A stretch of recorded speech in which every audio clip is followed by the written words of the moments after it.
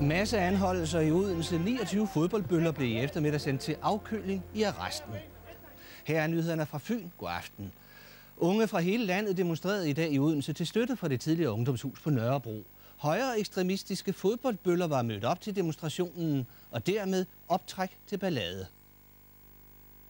1, 2, 3, ungdomshus nu i dag! Det startede fredeligt i Kongens Have i Odense. En lovlig anmeldt demonstration til støtte for det tidligere ungdomshus i København. De vil vise, at vi stadigvæk har mange, der bakker op om det, og fordi vi vil vise, at kampen den først lige er begyndt. Altså kampen begyndte den dag, ungdomshuset blev ryddet. Kampen for et nyt ungdomshus.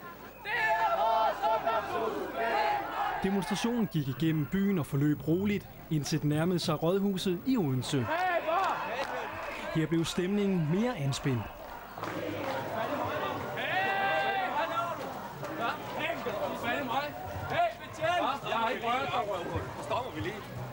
Omkring 30 personer fra det højreorienterede fodboldmiljø i Odense havde også meldt deres ankomst.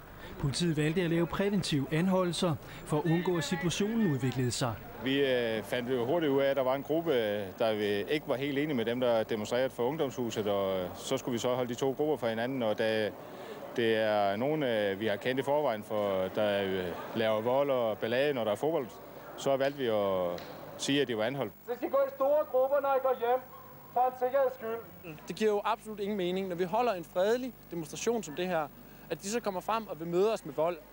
Det synes jeg ikke, at man kan være bekendt. Resten af demonstrationen forløb uden større problemer, med fokus på at få et nyt ungdomshus i København. Vi er her, og vi bliver her!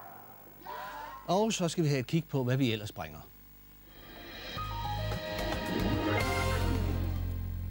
Kampen om Frederiksøen i Svendborg er i gang. Kommunen og ejeren krydser klinger om det gamle industriområde. Fra i dag står et nyt dykkerberedskab